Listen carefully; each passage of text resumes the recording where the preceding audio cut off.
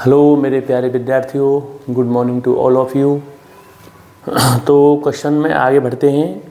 देखिए समझिए, हमारी एक्सरसाइज 6.1 चल रही है। कल मैंने क्वेश्चन नंबर 5 बताया था। मुझे आपसे पूरी उम्मीद है कि अच्छी तरीके से समझ में आया होगा और कॉपी लेकर के आप बैठिए इन क्वेश्चनों को करते समय। तो अब क्वेश्चन नंबर 6 देखिए, एक्सरसाइज 6.1 क्वेश्चन नंबर 6। तो हमारी एक्सरसाइज चल रही है हमारी 6.1 और क्वेश्चन नंबर है यहाँ पर 6। तो इसे समझिए, इट इज़ गिवन दैट, अब इसका फिगर नहीं दिया है, फिगर हमें खुद बनाना है। It is given that X Y Z equal 64 degree. हमें एंगल दे रखा है, angle X Y Z equal 64 degree. तो अब इसको हमने इस तरह से बना लिया, एक्स ये हमारा हो गया एक्स पॉइंट, ये हो गया हमारा वाई पॉइंट और ये हो गया हमारा जेड पॉइंट। तो ये दे रखा है हमें 64 डिग्री। कितना दे रखा है? 64 डिग्री। अब उसके बाद में X Y is produced to point P. अब एक्स वाई जो इसको आगे बढ़ाया गया है पॉइंट पी तक, तो हमने इसको पॉइंट पी तक आगे बढ़ा दिया एक्स वाई को। अब ये एक्स वाई को प्रोड्यूस किया गया, अगर हमसे कहता बाई एक्स को किया गया तो फिर मैं इसको इधर की तरफ बढ़ाता। अब हमसे कहा गया एक्स वाई को बढ़ाया गया तो हमने इसको इधर की तरफ बढ़ाया है। अब उसके बाद में X Y is produced to point P, draw a figure from the given information. तो हमने इतनी इन्फॉर्मेशन से हमने फिगर बना लिया। अब इफ़ रे बाई क्यू बाइसेक्ट, इफ़ रे by Q bisect angle Z by P. अब एंगल जेड बाई पी हमारा ये है, तो अब ये रे है हमारी बाई क्यू, तो ये रे मैंने बाई क्यू ड्रॉ की जो है। तो ये जेड बाई पी जो एंगल है इसको क्या करती है? बाइसेक्ट करती है, यानी इसको दो बराबर बराबर भागों में डिवाइड कर देती है एंगल को। जेड बाई पी एंगल पूरा ये एंगल है। अब ये हमारी बाई क्यू रे हो गई, तो ये इस पूरे एंगल को दो बराबर भागों में डिवाइड कर देती है। तो एक पार्ट ये हो गया और एक पार्ट ये हो गया। अब उसके बाद में अब हमें बताना है फाइंड एंगल, फाइंड करना है हमें, फाइंड एंगल हमें करना है एंगल एक्स वाई क्यू, ये फाइंड करना है। और हमें फाइंड करना है reflex angle Q by P, reflex angle Q by P, ये फाइंड करना है हमें। तो देखिए समझिए, एक्स बाई क्यू फाइंड करना है, एक्स वाई क्यू, और ये फाइंड करना है reflex Q by P, reflex Q by P. यानी ये तो इसका एक्यूट एंगल है जो भी है, ये इसका रिफ्लेक्स हो जाएगा। अभी मैं बता रहा हूँ आपको अलग से फिगर बना करके। तो देखिए, अब एक्स वाई लाइन को प्रोड्यूस किया है आगे पी पॉइंट तक, तो एक्स वाई पी लाइन यहाँ पे कैसी लाइन है? एक स्ट्रेट लाइन है। जब हमने इसको प्रोड्यूस किया है तो एक्स वाई पी जब एक स्ट्रेट लाइन है, तो ये पूरा जो एंगल होगा ये कितने का होगा? 180 डिग्री का। अब मान लीजिए ये दोनों जब इक्वल एंगल हैं तो हमने इनको एक्स एक्स मान लिया। जब हमने इनको एक्स एक्स मान लिया, लेट कर लिया हमने, let angle P Y Q, angle P Y Q equal angle कौन सा? Z Y Q, Z Y Q equal, ये हमने क्या मान लिए? एक्स, क्योंकि ये दोनों बराबर एंगल है, ये हमें क्वेश्चन में दिया हुआ है। अब ये जब हमने इसको आगे प्रोड्यूस किया तो ये एक स्ट्रेट लाइन हो गई, तो ये पूरा 100 जब ये स्ट्रेट लाइन हो गई, एक सरल रेखा हो गई, तो ये जो पूरा एंगल है ये कितने का हो जाएगा? 180 डिग्री का। तो अब इसको हम क्या करेंगे? एक्स प्लस के 64 डिग्री इक्वल, ये हो गया हमारे पास 180 डिग्री का। अब ये हो गया 2x प्लस के 64 डिग्री इक्वल 180 डिग्री। अब 2x इक्वल, इसको इधर ले जाएंगे, 180 डिग्री माइनस के 64 डिग्री, तो ये हो जाएगा हमारे पास 6 बचा यहाँ पे, और ये बना 116 डिग्री। ये कितना आ गया? 116 डिग्री। तो x की वैल्यू हो गई हमारे पास 160 डिग्री अपॉन 2, तो ये आ गया हमारे पास निकल के 58 डिग्री। ये सही है, 116 हो जाएगा भाई। ये जब स्ट्रेट एंगल हो गया, ये पूरा 180 डिग्री का एंगल हो गया, तो इस तीनों का सम कितने के इक्वल होगा? 180 डिग्री के। तो मैंने इनको 180 डिग्री कर दिया।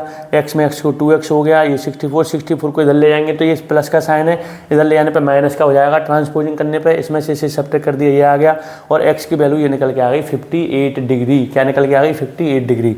अब हमसे एक तो एंगल पूछा है एक्स वाई क्यू, तो एक्स वाई क्यू ये वाला एंगल है, तो यहाँ पे हम लिखेंगे angle X Y Q, angle X Y Q equal. अब एक्स बाई क्यू इक्वल हो जाएगा हमारा X Y Z, angle X Y Z plus angle Z Y Q, plus angle Z Y Q, ये हो जाएगा। एंगल एक्स बाई क्यू, हम ये पूरा एंगल निकाल रहे हैं तो ये हो जाएगा angle X Y Z plus angle Z Y Q plus angle Z Y Q. तो एक्स वाई जेड है हमारे पर 64 डिग्री, फिर प्लस जेड बाई क्यू ये एक्स है और एक्स की वैल्यू हमारे कितने निकल के आई है 58 डिग्री, तो हम यहाँ पर रख देंगे 58 डिग्री। तो ये हो गया एंगल एक्स बाई क्यू। तो अब इसमें इसको ऐड करेंगे 8 और 4 12, 6 और 5 11 और 1 12, ये हो गया 122 डिग्री। ये हमारा निकल के आ गया, एक एंगल ये निकल के आ गया। अब हमसे पूछा है reflex Q by P, reflex हमें बताना है एंगल क्यू बाई पी, ये बताना है। तो सबसे पहले क्यू बाई पी एंगल को देखिए आप, तो ये इस तरह से बन रहा है, मैं आपको ऐसे अलग फिगर बना के दिखा रहा हूँ। पी वाई क्यू ये इस तरह से बन रहा है, पी बाई क्यू। अब ये एंगल तो हमारा, अब ये एक्स माना है मैंने, तो ये एक्स की वैल्यू ये निकल के आ रही है हमारे पास 58 डिग्री। तो ये तो हमारा एक्यूट एंगल हो गया, X Y Q P Y Q हमारा क्या हो गया, एक्यूट एंगल हो गया, या क्यू बाई पी कह सकते हैं हम इसको। लेकिन हमें इसका रिफ्लेक्स एंगल बताना है, तो इसका रिफ्लेक्स एंगल ये होगा। ये मैं आगे भी इससे पहले भी एक क्वेश्चन में बता चुका हूँ आपको, ये इसका रिफ्लेक्स एंगल ये वाला होगा, ये वाला। जब हमें इसका रिफ्लेक्स एंगल निकालना है, ये वाला एंगल निकालना है, हमें फाइंड करना है, तो फिर हमें क्या करेंगे, ये एंगल हमें फाइंड करना है। तो हम 300 पूरा एंगल हमारा कंप्लीट होता है 360 डिग्री का, इसमें से इसको हम सब्ट्रैक्ट कर देंगे। तो रिफ्लेक्स यहाँ पे हो जाएगा reflex angle Q by P equal 360 degree minus के 58 डिग्री। तो ये हो गया हमारा 2 बचेंगे यहाँ पे, ये 6 0 बचेगी और 302 डिग्री। तो ये हमारा कौन सा आ गया, रिफ्लेक्स क्यू बाई पी। इस प्रकार आपका ये पूरा क्वेश्चन हो रहा है। आप मेरे प्यारे विद्यार्थियों जब भी पढ़ने बैठें कॉपी लेकर के बैठिए आप, और क्वेश्चनों को तुरंत पूरी वीडियो को एक बार देखिए, फिर उसको समझ के दोबारा कर लीजिए। इस प्रकार आप क्वेश्चनों किया करिए, कॉपी पेन जरूर लेके बैठें, तभी ऐसे हम देखने से बात क्लियर नहीं हो पाएगी। कॉपी पे आप पूरे क्वेश्चनों को करें तभी बात क्लियर हो पाएगी। अब आगे बढ़ते हैं एक्सरसाइज 6.2 की तरफ। अब 6.2 का आप एक क्वेश्चन देख लीजिए, पहला क्वेश्चन 6.2 हम आगे बढ़ते हैं। तो 6.2 से संबंधित मैंने जब दो पैरेलल लाइन को एक ट्रांसवर्सल लाइन इंटरसेक्ट करती है 2 पॉइंट पर, तो वहाँ पे बहुत सारे एंगल बनते हैं, करस्पॉन्डिंग एंगल, ऑल्टरनेट एंगल, ये मैंने आपको पहले वीडियो में बता चुका हूँ। अब डायरेक्ट इसका क्वेश्चन बता रहा हूँ, तो देखिए इसे समझिए।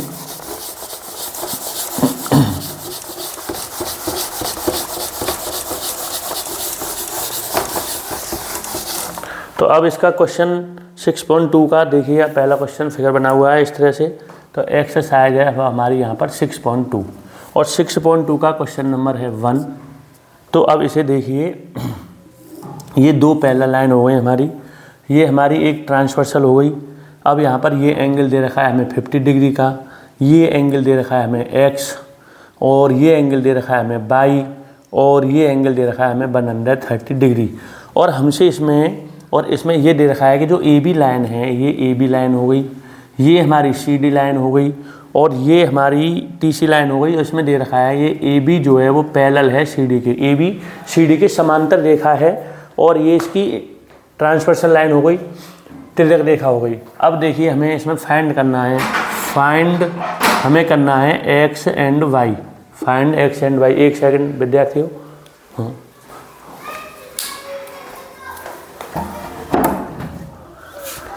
पानी।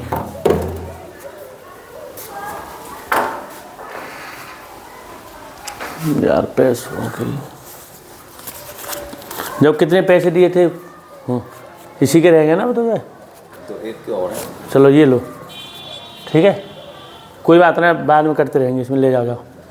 तुम्हारे लिए 3 होते। हाँ हाँ,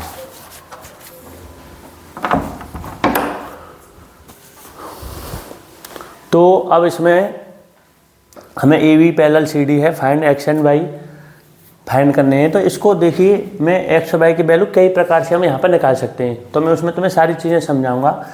तो एक तो हम एक्स की वैल्यू यहाँ पर इस प्रकार निकाल सकते हैं, एक्स की वैल्यू कि जैसे ये स्ट्रेट लाइन है, ये तो इसी प्रकार ही निकाली जाएगी, या यहाँ से भी हाँ 2 प्रकार से कर सकते हैं।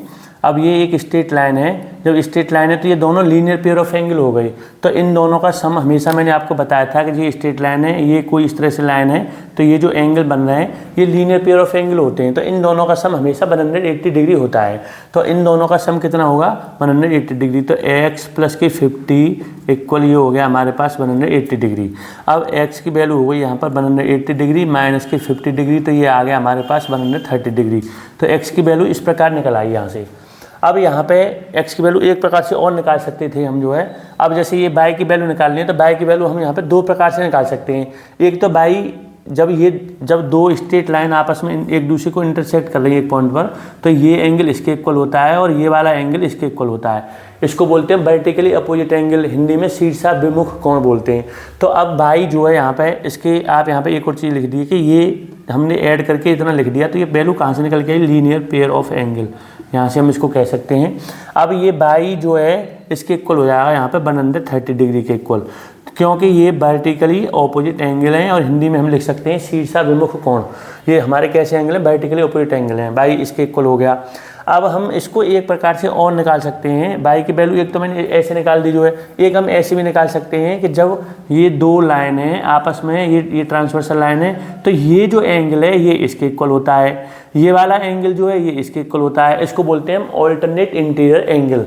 तो मैं जब x की वैल्यू ऊपर निकाल चुका हूँ तो मैं बाई और ये x आपस में ऑल्टरनेट इंटीरियर एंगल हैं, तो हम यहाँ पे बाई का मान एक तो इस प्रकार निकाल सकते हैं इससे, और एक ऐसे भी निकाल सकते हैं। दो तीन तरीके हो रहे हैं यहाँ पे कि बाई इक्वल x, और x की वैल्यू हमारे पास ऊपर कितनी है 130 डिग्री। तो ये बाई इक्वल x किस प्रकार इक्वल हुए, क्योंकि ये आपस में ऑल्टरनेट इंटीरियर डिग्री एंगल है। मैंने ये बता दिया है, ये ऑल्टरनेट इंटीरियर एंगल है। ये एंगल इसके इक्वल होता है, ये वाला एंगल इसके इक्वल होता है। ये यहाँ पे लीनियर पेयर ऑफ एंगल होते हैं, एक स्ट्रेट लाइन है, इन दोनों का सम हमेशा 180 डिग्री होता है। ये यहाँ पे वर्टिकल अपोजिट एंगल होते हैं, ये एंगल इसके इक्वल होता है, ये एंगल इसके इक्वल होता है। तो यहाँ पे ये बाई इक्वल x के हो गया, किससे, ऑल्टरनेट इंटीरियर एंगल। हम कह सकते हैं इसको एकांतर अंतःकोण, हिंदी में कहते हैं एकांतर अंतःकोण।